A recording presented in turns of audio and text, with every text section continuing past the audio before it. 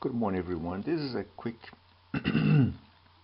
contact with you before exam this Monday. I'm not gonna solve problems. What I will do is just read them and outline them. And that's, I think, should be the first step to do instead of just trying to figure out which equation to use. So you have to kind of understand the situation, and then you go to the action of actually. So in all situations, when you read a problem, especially in chapter 2, chapter 3, you have to decide if you have a situation in which your speed or your velocity are constants, which means the same amount of meters per second, or how your motion has acceleration. Oops. And if it has acceleration, it means the velocity of your motion is changing over time. So in order to decide for that, you have to have a clear grip of what is the difference between speed and velocity. Speed technically is total distance over time, total distance over time, and velocity is somewhat different. Is total displacement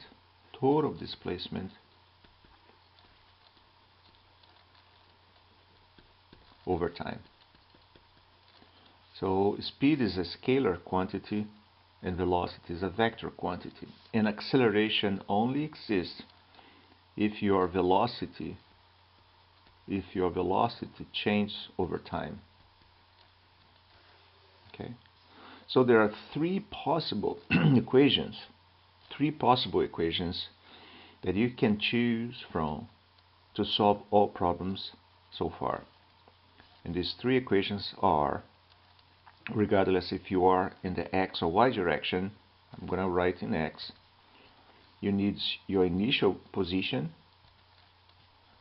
you need your initial velocity. It's not initial speed, it's initial velocity. So you must decide if whether or not you have a negative or positive sign here, plus half acceleration versus time squared. And don't forget, your acceleration is a vector and you have to be careful or mindful of signs. The other is your velocity vector. The velocity vector at any given time is equal to your initial velocity, and again, pay attention to signs, plus at. And you can perhaps use a third option in case time is not given, which is pretty much this change in displacement. Okay, so sometimes you might have this sign here, negative, depend again on the orientation. Always establish orientation for your main Cartesian axis, x and y. What do I mean by that? Say, hey, any vector that happen to be pointing along this direction here, I'm gonna give a positive sign in my equations. Same thing here. And if a vector happen to be pointing in the opposite direction, it's gonna carry a negative sign. One example is gravity, is the acceleration due to gravity in free-falling type of motions. Acceleration vector g at any point is pointing downward. See, the orientation here opposes the one we call positive. And in your equation, your acceleration vector will be written as negative 9.8, because it orients against the positive direction. Okay.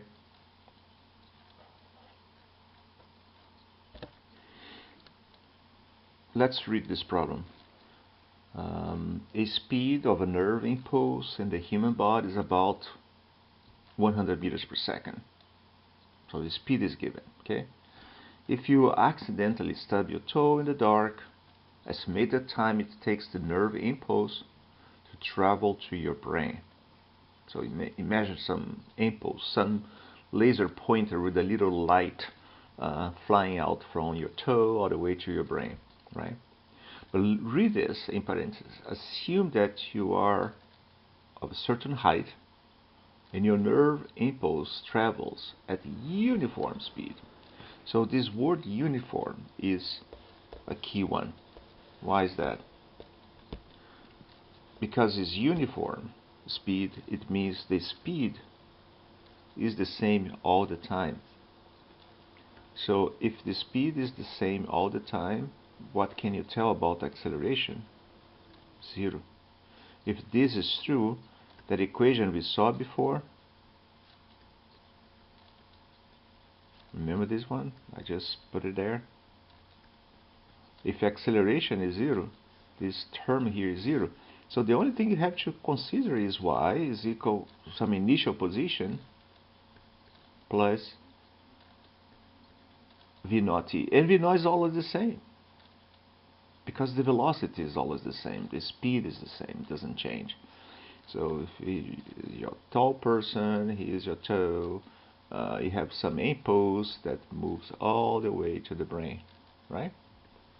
Here's your axis. There is no x in this problem. So your initial position is in the toe. This is 0. And then you plug your quantity. So this is how high that person is, and then you can figure the time. And what if we want to read information out of a graph and solve a problem? So when you have a graphic, like in this case, we have a graphic of position versus time. So position in x versus time. So the slope of this graphic of position over time gives you the instantaneous velocity of your body. So let's read this question. A graphic of position versus time for a certain particle moving along the x-axis. So this is a problem of one dimension. It would be two dimensions if you have a graphic for x and another one for y. So just one dimension. And it's showing this figure. Find the average velocity in the following time interval, 0 to 2 seconds. So you go here, this is 0, 2 seconds. From 0 to 2 seconds, the displacement, you could say the distance, is such that on 10 meters it moved 2 seconds. So if you want to find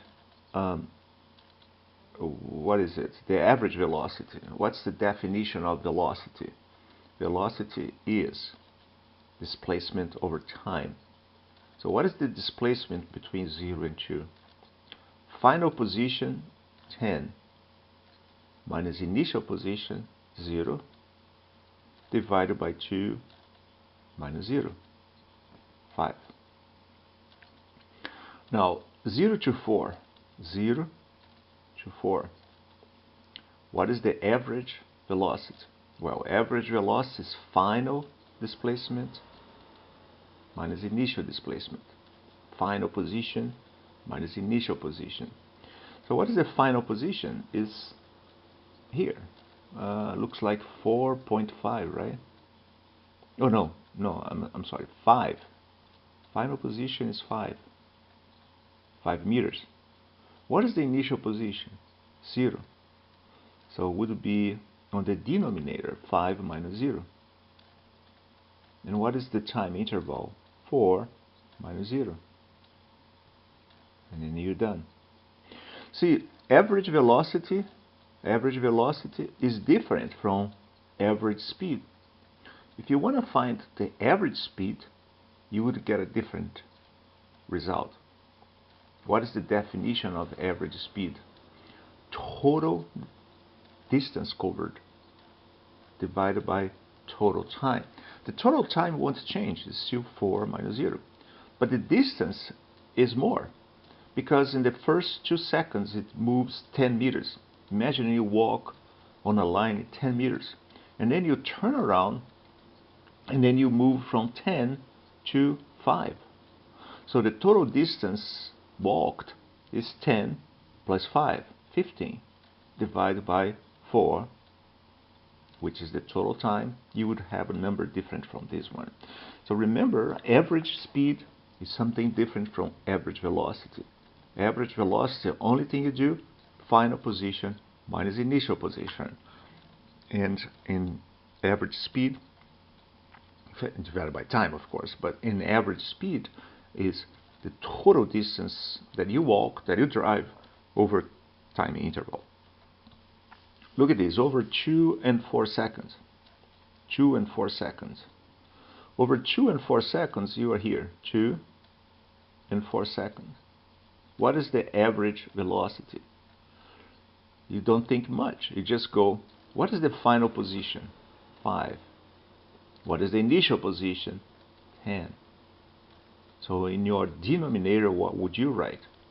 5 minus 10. And in your denominator, 4 minus 2. So what is the average velocity? Negative 5 is the resulting subtraction in the denominator divided by 2. And then you get a negative sign. This negative means you are moving in the opposite direction of that we call positive. You are going towards your origin. Okay. Now, if this problem asked you what is the average speed, what would be your result? Well, average speed is the total distance traveled divided by total time. The total distance is what? 10, so you walk from 10 to 5 is 5, and the time is 2. So you'd have the same thing here, but a positive number. Total distance, you just count how many meters you walk. You walked 5 meters, and you divide it by 2 times. Speed, think about speedometer, is the number you read in the dial of your car, or in the digital display of your car as you travel, as you drive. It's always a positive number. Velocity can be negative. Okay? So let's take a look at this problem here. A certain car is capable of accelerating. So this word raises a flag for you. So you have acceleration going on here. And what is the rate? This is the rate. Meters square second. So in other words, it's given to you the acceleration. So the acceleration is 0.62 meters per square second. How long does it take for this car to go from speed 44 miles per hour to 48 miles per hour? So how long it takes to go from 44 miles per hour, this is your initial velocity, to a final velocity of 48 miles per hour. So you identify your problem as one that has acceleration. So you have initial velocity, you have final velocity. What are you solving for? You're solving for time. You don't know time. Out of those three equations we saw before, equation in y, equation in v, equation in v squared, which one is good to be used here?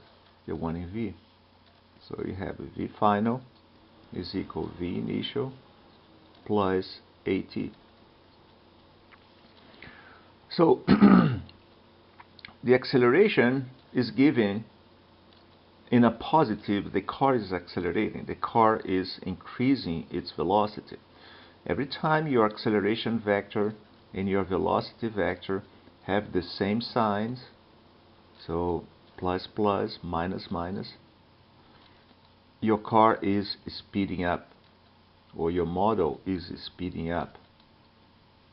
If you happen to have a situation in which the signs are opposite to each other, so your velocity has a positive sign, so you're moving along in the positive direction, but your acceleration is pointed in the negative direction, your model is slowing down. Okay? So in this problem, your acceleration will carry here a positive sign. Your velocity initial is given. So you want to solve for time, and this is given. It's a simple application of equation in this case. So you read out the problem, you put their conditions given, and then you solve. The only tricky part here is the unities. See that? Acceleration is given in meters per second square, and your velocity is given in miles per hour. So let me plug here my computer before I die.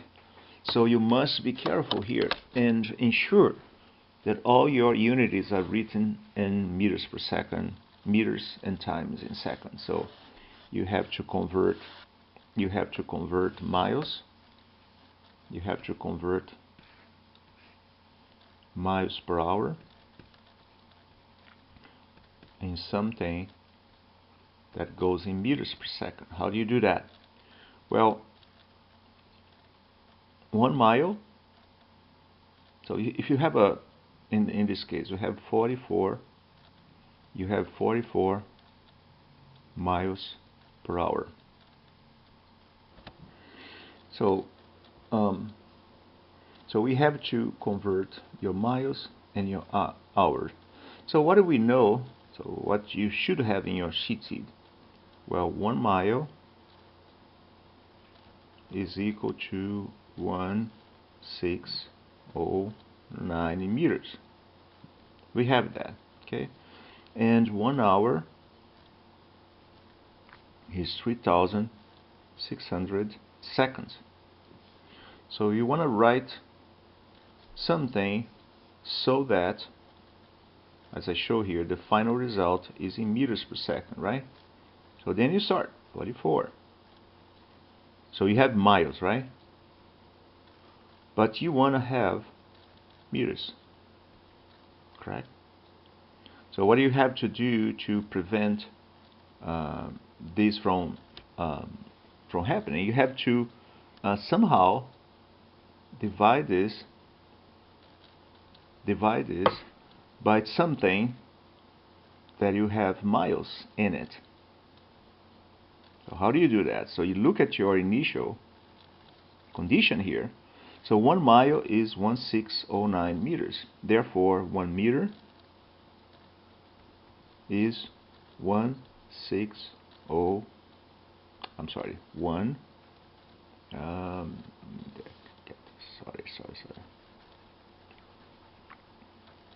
So therefore, 1 meter is equal to 1 over 1609 miles, right? Correct? So which means in order to sub for that, you have to bring it in the denominator 1 over 1609 miles. So I multiply by meter, but I divided by meter as well, which is this. Now I can cross this quantity here. Now I'm dividing by hour. So I have this 1 divided by hour. So I want to have, in fact, second in the denominator. In fact, let me do something here. This problem is one that you have to identify and figure if your motion is accelerated or not, or if it's uniform with this uniform speed or velocity or not. But in this problem here is a situation that you have two situations happen at the same time, and you have to be able to separate one and the other and then combine information to get your result. So let's read it. So you have a car that travels with a constant speed and passes a trooper that is behind a billboard. 1 second after the speeding car passes the billboard, the trooper sets off in chase with constant acceleration. How long does it take the trooper to overtake the speeding car? Okay. So how do you solve this problem? Oops, it's a little mess here. Not clear. So we have two situations. So let's put some axes here. So let's set this the position where the billboard is, right there. And hidden there, we can't see it, right? There is a trooper. Here's the little helmet, right? So this trooper is in the motorcycle, kind of hiding behind the billboard. When a car passes by with a constant velocity, so the velocity of the car is constant. It's constant. I'm not going to write a number, but it's constant. And it's going, let's say, with the speed above the speed limit, right? So in the street that should be 35 miles per hour is going 50 miles per hour. Bad guy. And it's going ta ta ta ta ta ta ta ta ta ta ta ta. Okay, cool. Now, once this happens, so you set your time equals 0 here. Time equals 0 is when the car actually passes the billboard, okay? And then time, the clock starts ticking. So it is said that 1 second after, so 1 second after, which means, let's say, when your car is somewhere here,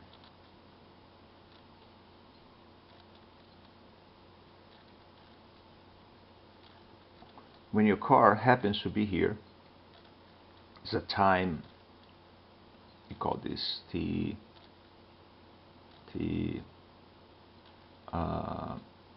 is equal 1 second, right? Right? 1 second later, when the car is here, this fellow trooper start moving with some acceleration, meters per square second, meters per second. Okay. So how long it will take, or how far it's gonna be when both the trooper and the car happen to be in the same position, right? When the trooper overtakes the car. So how far it is from this point, or how long it take for that situation to happen. So for the car,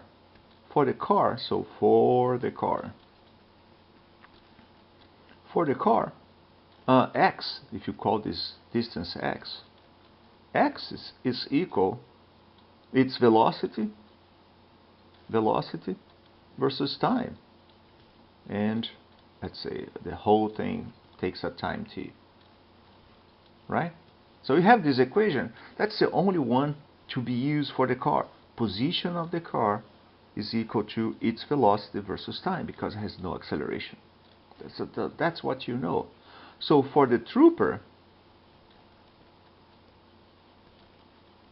how long did the trooper taking actually accelerating its motorcycle? Well, the trooper start moving 1 second after all of that happened, right?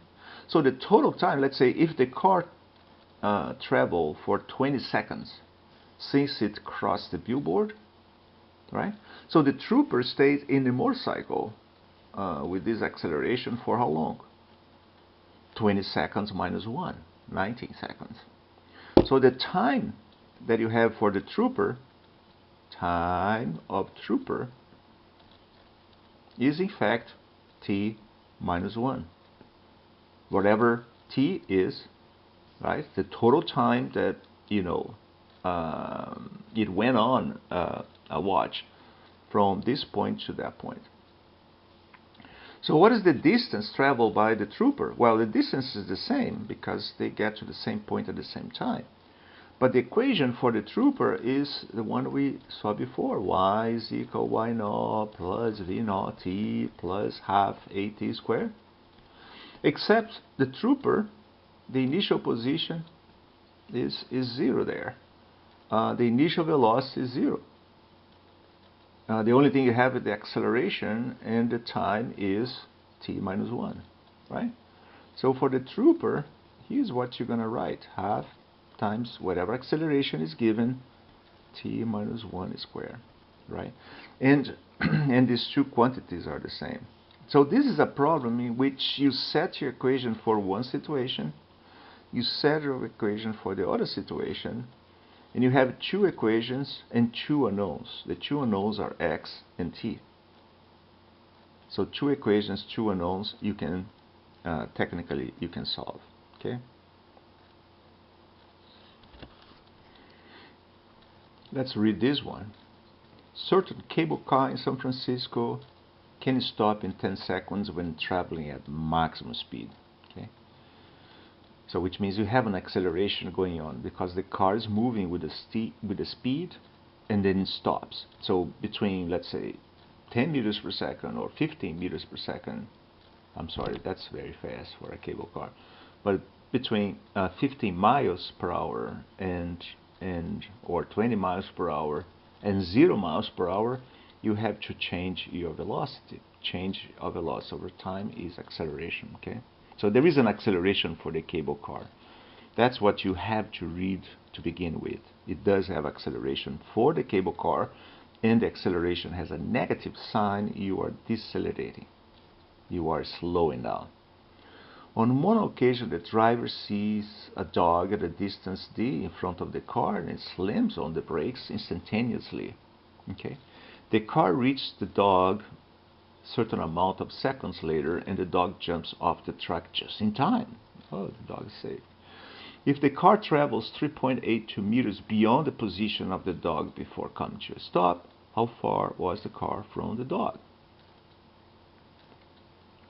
So let me set this problem for you. Let me see if I remember the entire situation. So it says that the cable car can stop. What is being said? It stops in 10 seconds when travel at maximum speed. Okay. So let's say the cable car has a maximum speed called Vm, and with that much speed, it stops in 10 seconds.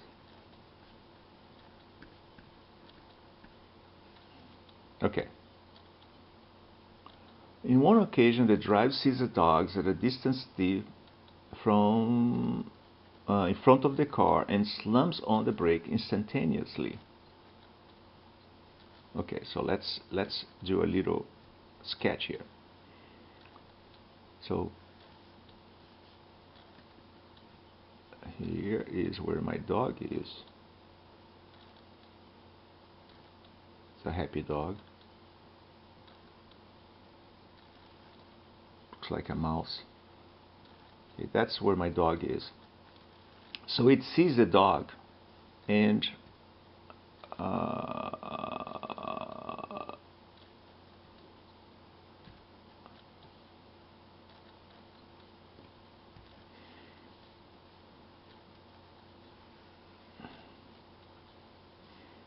the dog, the distance is d. The distance is d. So this much here is d, and the time is 8.16 seconds later. So it takes this much time for the cable car is slowing down to reach the dog. So the dog jumps off, right? So it's not killed. But it is said the cable car walks another 3.82 meters.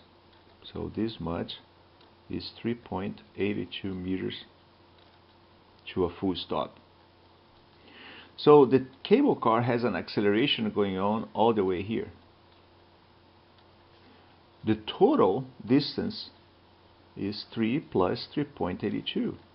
So if you were to use your equations of motion, is this much, d plus 3.82 is equal v naught of initial position. So let's set our initial position here. The initial velocity is whatever v max t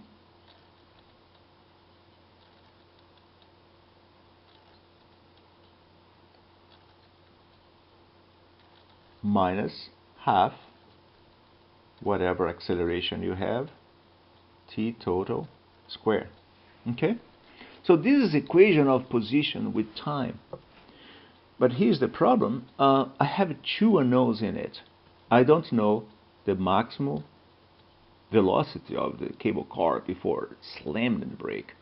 And I don't know the total time that took all the way from here to here. I know that it took 8.16 seconds to travel d, right? I know that. So I could approach this problem in several ways. So the way that I'm seeing now is this. Well, I know that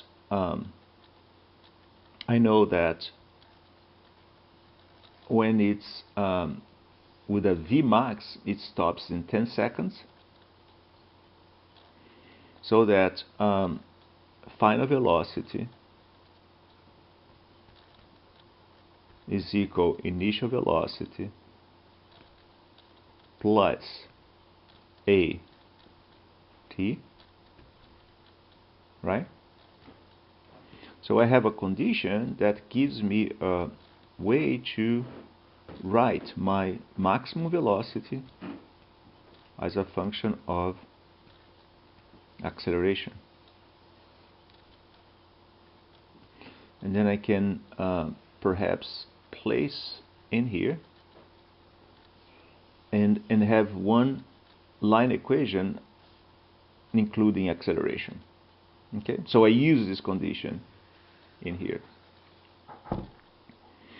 Another condition that I haven't used yet is this.